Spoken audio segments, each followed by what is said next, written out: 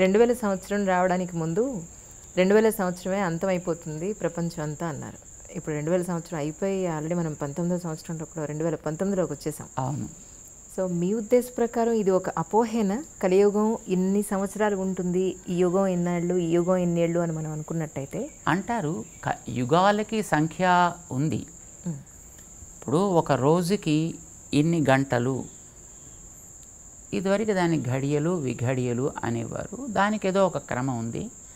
అనే తర్వాత మళ్ళీ అది సైకిల్ తిరుగుతూ మళ్ళీ సూర్యోదయం వస్తుంది, మళ్ళీ సూర్యాస్తమయం కూడా వస్తుంది. ఇది ఒక సైకిలిక్ ప్రాసెస్లో తిరుగుతూ ఉంటుంది. రోజులు కూడా అట్లానే తిరుగుతాయి. నెల తిరుగుతోంది, సంవత్సరం తిరుగుతోంది. సంవత్సరం తర్వాత మళ్ళీ మనం నేచర్లో we are able to observe the process repeated, right? So also యుగాల క్రమం కూడా అట్లానే ఉంది. ఇప్పుడు 4,32,000 సంవత్సరాలు అయితే కలియుగం అన్నారు. ఇంటూ 2 చేస్తే ద్వాపరం అన్నారు. ఇంటూ 3 చేస్తే త్రేత అన్నారు. ఇంటూ 4 చేస్తే కృత. ఈ 4 కలిపితే 4, 3, 2, 3 సున్నాల బదులు ఇంకొక 0 పెరుగుతుంది, 4 సున్నాలు వస్తాయి. అంటే కాలం అనేటటువంటి దాని యొక్క calculation was so accurate. Nature is very accurate, wear man cannot handle are meddle with it. Okay. ప్రకృతిలో మీరు ఏది చూసినా అలానే ఉంటుంది. ఇప్పుడు మీరు ఒక పుష్పం చూడండి, దానికి వచ్చేటటువంటి దళాలు, వాటి యొక్క మెజర్మెంట్స్ అన్నీ చాలా ఎగ్జాక్ట్గా ఉంటాయి. అందులో వచ్చే కేసరాలు ఎగ్జాక్ట్గా ఉంటాయి. దాని కింద వచ్చే స్టాక్ చాలా ప్రాప్రియేట్గా ఉంటుంది. ఏ పువ్వులు ఎక్కడ చూసినా అట్లానే ఉంటాయి. ఏ కీటకాలని మనం చూసినా వాటి రెక్కలు గిక్కలు, వాటి యొక్క అందం, వాటి యొక్క మెజర్మెంట్స్ అదే క్రమంలో ఉంటాయి. అందులో అప్పుడు మనుషులు తయారు చేస్తే వచ్చినట్టుగా ఒకటి పొడుగు, ఒకటి పొట్టి, ఒకటి లావు సన్నం, ఒకటి థిక్నెస్, ఒకటి పల్సగా అలా ఉండదు. Other than man everything in the nature is accurate to the dot. కాలం కూడా అంతే. సో ఈ కాలం కూడా ఒక క్రమంలో తిరుగుతూ ఉంటుంది. అది తిరిగిన తర్వాత మళ్ళీ రిపీట్ అవుతుంది. సైకిల్ మళ్ళీ రిపీట్.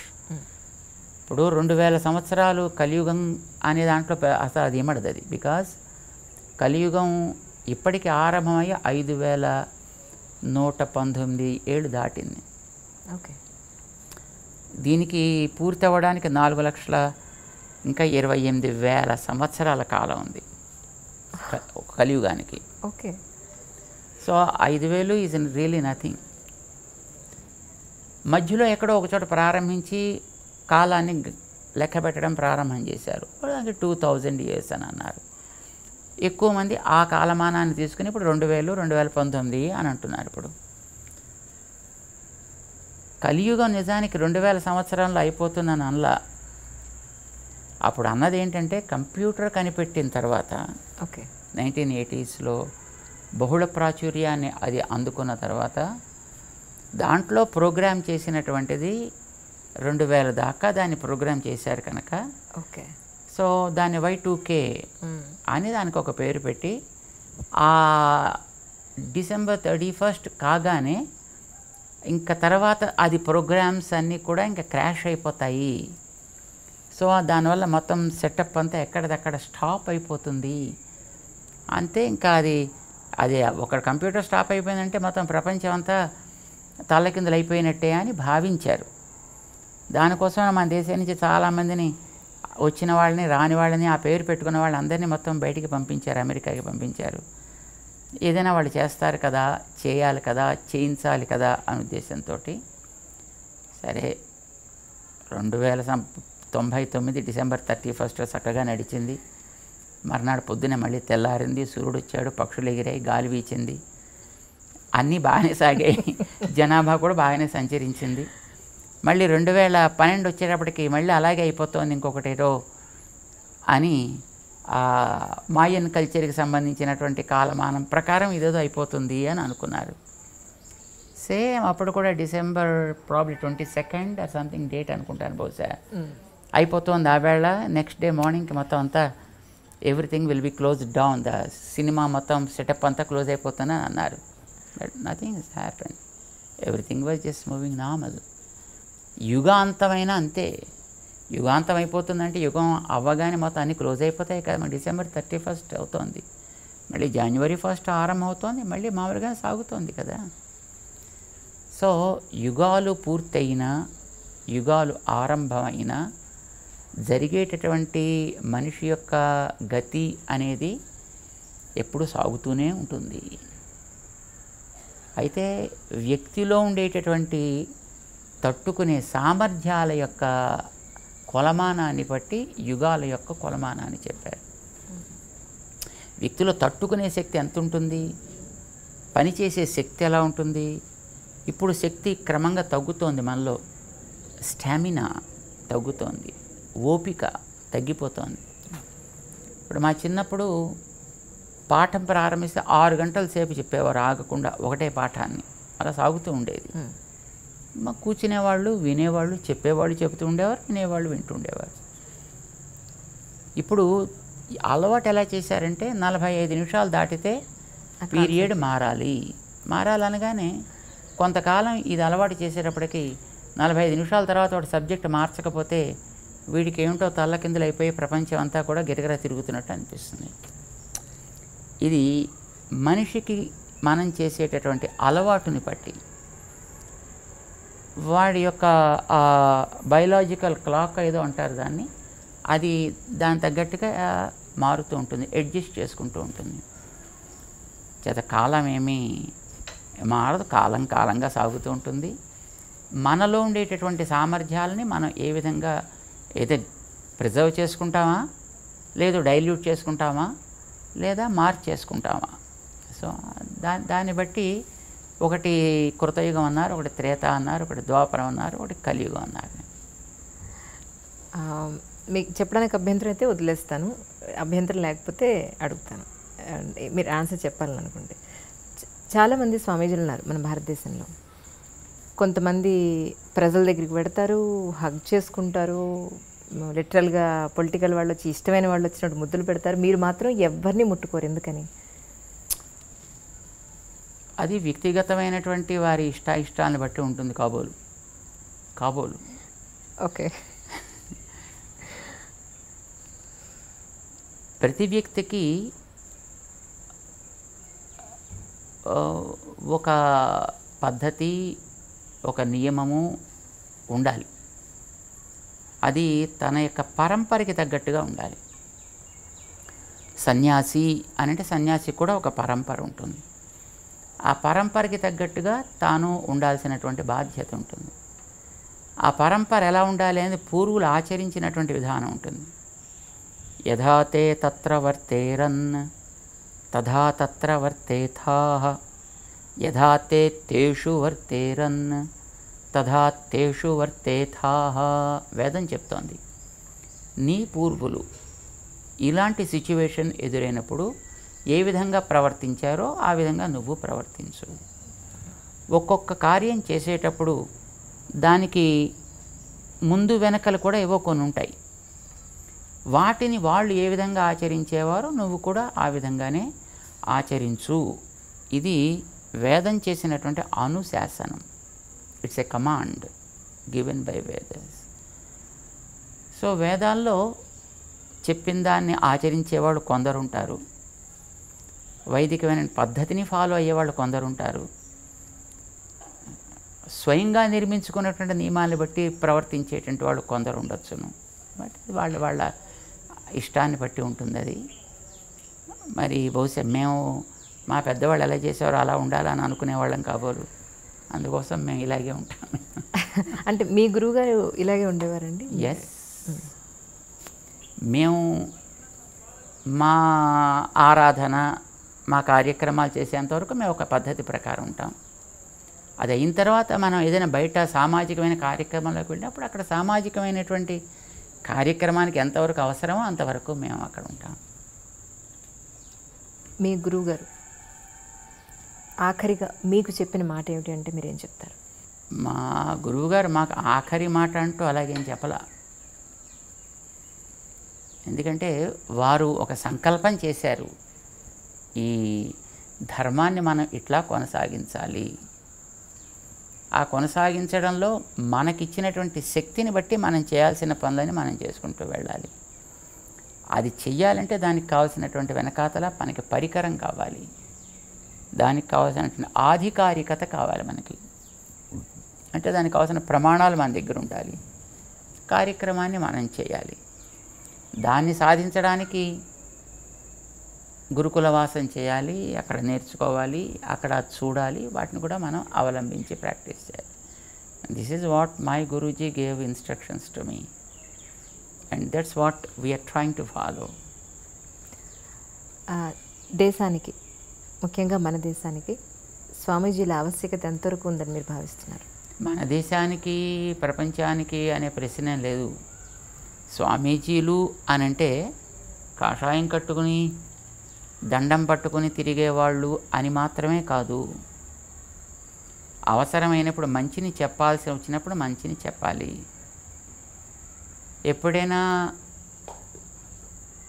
పరిపాలకుడైనా తన యొక్క క్రమాన్ని తప్పి ప్రవర్తిస్తే వానికి ఏది హితమో దాన్ని చెప్పాల్సిన బాధ్యత ఉంటుంది, ధర్మాన్ని ప్రేమించే వ్యక్తి అయితే. రాముడు, దశరథుడు లాంటి వాళ్ళు పరిపాలన చేసేటప్పుడు వశిష్ఠాదులు ఉండేవారు. వాళ్ళని పురోహితులు అని అనేవారు. పురోహితుడు అంటే తానుండేటటువంటి ప్రాంతానికి, రాజ్యానికి హితాన్ని చేసేవాడు అని అర్థం. పురమునకు హితమును చేయువాడు అని అర్థం. వీళ్ళు రాజుల దగ్గర ఉంటుండేవారు.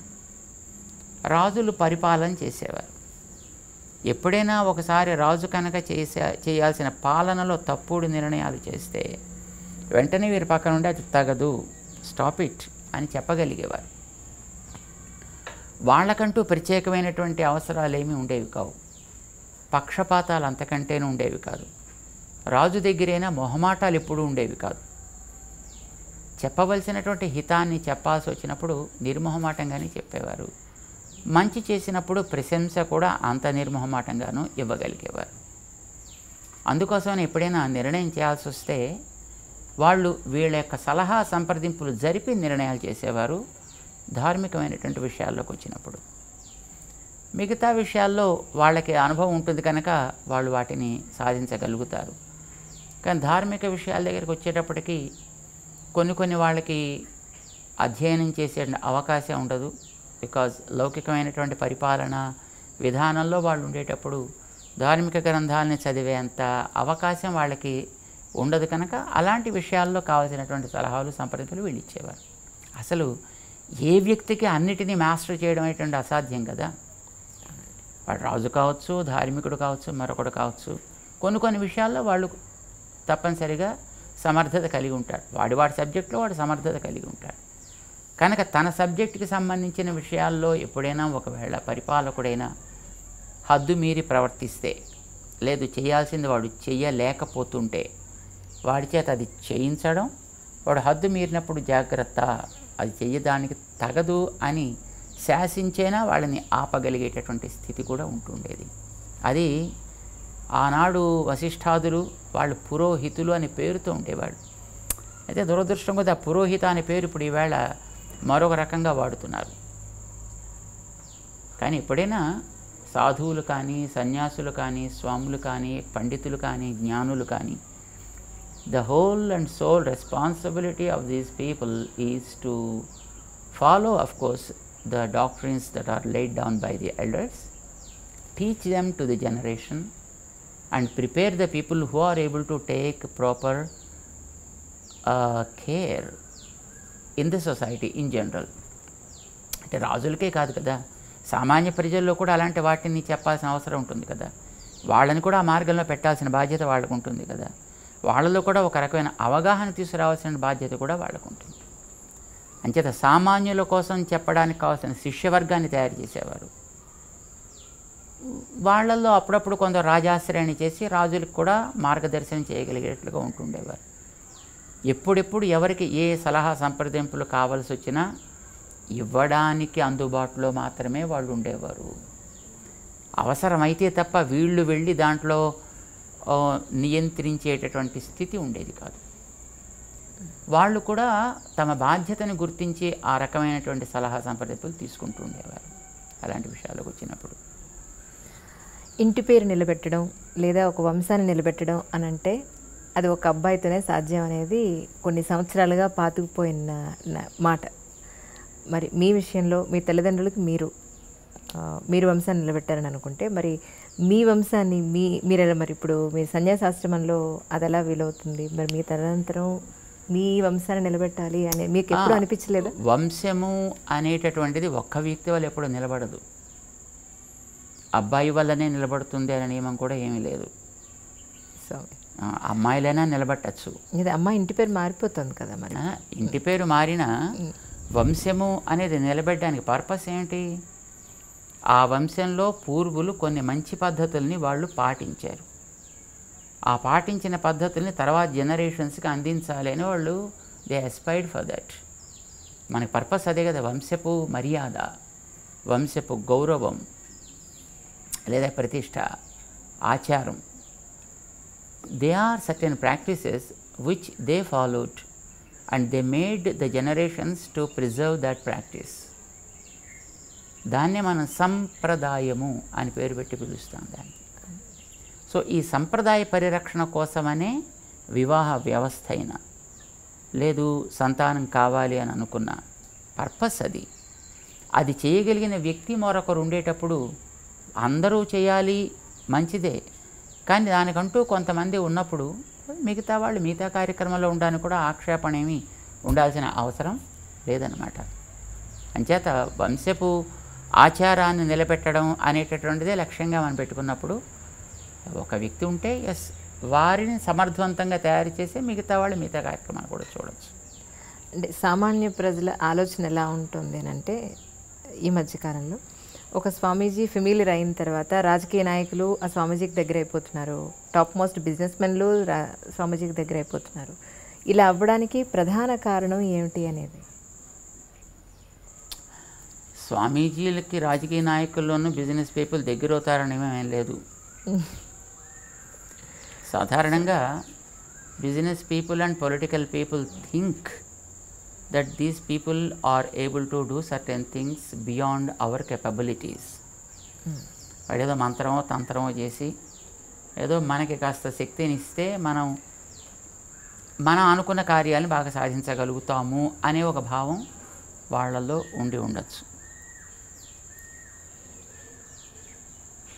నిజానికి సాధువులు కనుక అట్లా చేయగలిగిన వాళ్ళు అయినట్టయితే వాడు తన దగ్గరికి వస్తేనే చేయాలని నియమం లేదు.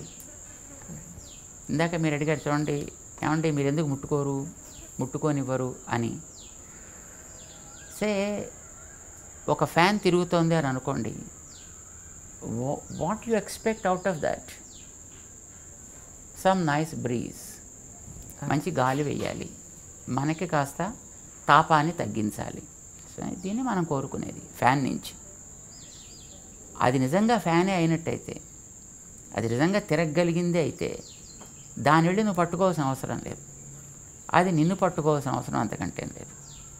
దాని మానాన తిరుగుతుంటే నీకు గాలి వేస్తుంది, నువ్వు యూ ఫీల్ కంఫర్టబుల్ రైట్. దాన్ని పట్టుకుని మనం తిప్పితే తప్ప అది మనకి గాలి వేయని స్థితిలో ఉందనుకోండి, అప్పుడు అలాంటప్పుడు ఆ ఫ్యాన్ తీసి పక్కన పెట్టేయడం చాలా సుఖం. మన చేతిలో విసనకర్ర పట్టుకుంటే అప్పుడు మనకు కావాల్సినట్టుగా అది గాలిని ఇస్తూ ఉంటుంది కదా. సో మాలాంటి వాళ్ళం బహుశా ఫ్యాన్స్ లాంటి వాళ్ళమేమో. It not fan for somebody but we are fan for the society. So we give the breeze. If we are really able to give the breeze, no one need to do anything to us. And if we really can't give that kind of breeze, I think coming and doing any kind of thing will serve no purpose. అప్పుడు waste కదా. అప్పుడు వీడుకుంటే పాపాలు మిగతా వాళ్ళకి అంటుకుంటాయి ముట్టుకుంటే. స్వామి, పునరపి జననం, పునరపి మరణం అని అంటారు కదా జనరల్గా. దాన్ని మీరు నమ్ముతారా? యాక్చువల్గా నమ్మేది మనం నమ్మితే ఒకటి అవుతుంది, మనం నమ్మకపోతే ఒకటి ఉండదు అని ఏంది కాదు కదా. ఇప్పుడు పుట్టుట గిట్టుట ఇవి రెండు ఎప్పుడూ ఉంటాయి. ఎవరికి? ఆత్మకి. ఓకే. ఇప్పుడు ఈ పైది శరీరం, ఈ శరీరం లోపల దీంతోటి ఈ పనులు జరపడానికి తోడ్పడేది ఒక ఆత్మ అనేది ఉంది అనేది మనకి శాస్త్రం చెబుతోంది కనుక మనం దాన్ని విశ్వసిస్తున్నాం. ఈ ఆత్మ అనేది ఒక కర్మ వల్ల శరీరంలోకి వస్తుంది. అది డిపెండ్స్ అపాన్ ద కర్మ. ఆ కర్మ ఒక రకంగా ఉంటే మనిషి శరీరం, ఇంకొక రకంగా ఉంటే ఏదో జంతు శరీరం, ఇంకొక రకంగా ఉంటే చెట్టు శరీరం, ఇంకో రకంగా పక్షి శరీరం, ఇంకో రకంగా దేవతా శరీరం.